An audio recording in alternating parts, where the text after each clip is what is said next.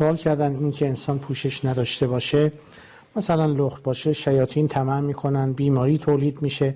حالا اگر چنین چیزی بشه، یکی دو تا سوال بودی که اینکه راه درمانش چیه؟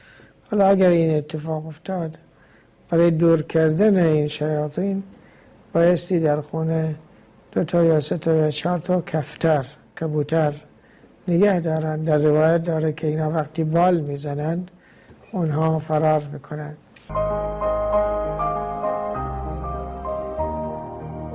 این برنامه آیین سلامتی است که داره تقدیم شما میشه از این لحظه. ایشالله که تنتون همیشه سالم باشه. اگر یه کوچولو خدای نکرده حالتون ناسالم هست، با ما همراه باشید، سوال خودتون رو مطرح بکنید. سعی می‌کنیم با حضور استاد عزیز و ارجمند تبریزیان به سوالهای شما پاسخ بدیم. استاد پرسیدن که ضمن عرض سلام و تشکر، یه نوع بیماری نیمه کوری دارن. نیمه کوری آیا درمانی براش هست یا خیر؟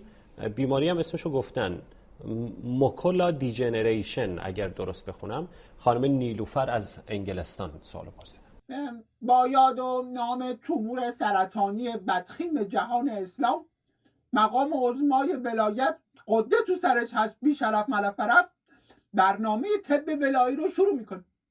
این خانم ماکولا دیژنریشن که بیماری نیلوفر اینا گرفتن، اشاره کردم به بیماری نیمه کوری که این مشتقی از بیماری ماری کوری پوری توری هستش که بلافاصله میزنه به دست و پا و راه حلش هم اینه که شما ناخوناتون رو مانیکوری و پدیکوری کنید. همونطور که شاعر میفرماید رفته بودم مانیکوری، بعدم پیش پدیکوری، بعدم پیش امام اینا که درس میدن رقص تویست. استاد تبریزیان، درسته اصلا آب درمانی در طب اسلامی وجود داره یا نه؟ اصلا طب ولایی روی آب درمانی سوار شده و استاد این طب هم خود مقام عظمای ولایت هستن.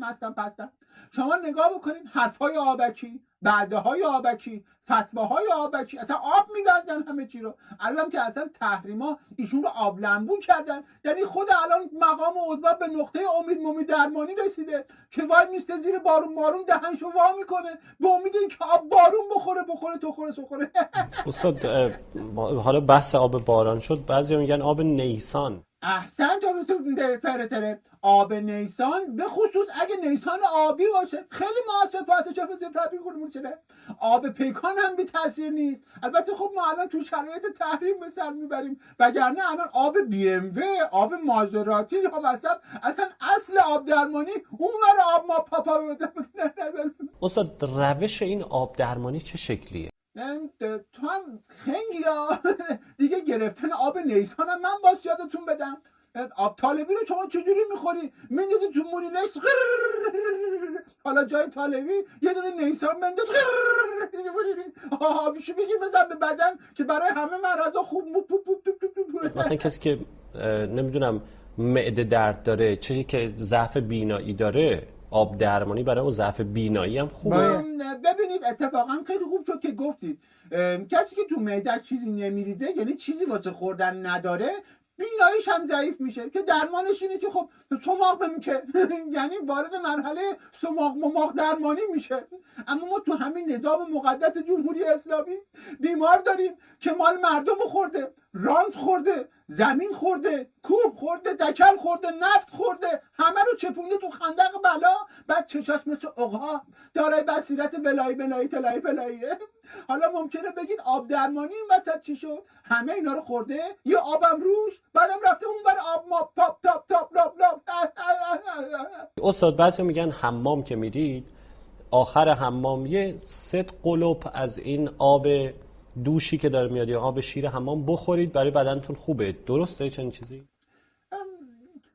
ببینید این آب دوش و خود دوش نه تنها در طب ولایی بلکه در ادبیات ما هم روش تاکید شده.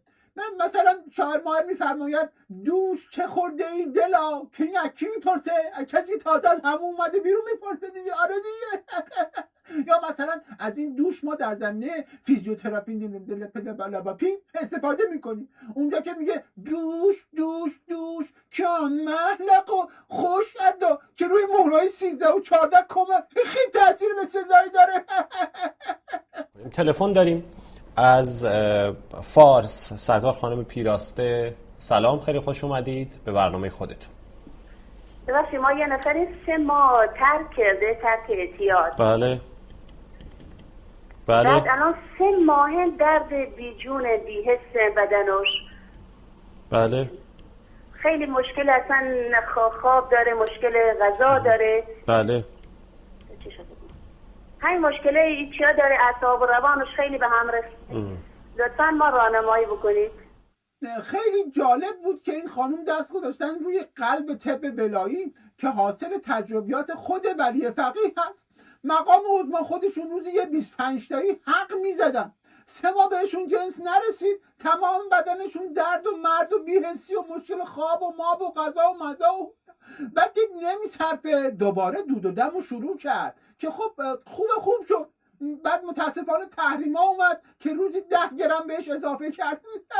روزی 10 گرم چجوری؟ یعنی این بستگی به بدن سدنت داره، بدن با بدن فرق میکنه. بمبی میخوای، حلی میخوای، سیخی داریم، بافوری داریم، اصلا کلا این دوای همه درداست، ماست پاست. استاد حالا چون بحث حنجره شد، بعضیا مداحن، روزه خونن، میگن دوست داریم صدامون باز بشه، چی بخورن، چیکار کنن؟ چی بخورن؟ سوال خوبیه. والا من هر چی که فکر میکنم ببینم دیگه چیزی نمونده که ایشون بخورن. تو این 40 سال همه چی رو خوردن دیگه، سر سفره انقلاب چیزی برای خوردن نداشتن، مردن نداشتن، بردن نداشتن، اینو بخورن. دست شما در نکنه، خیلی ممنونم که لطف فرمودید با ما همراه بودید. استاد عزیز و ارجمند تبریزیان، اگر فرمایش خاصی ندارید با شما خداحافظی میکنم.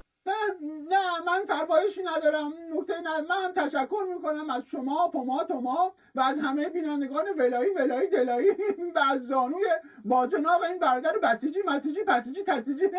خدا نگهدار همتون، ددتون پفتون ستتون پفتون.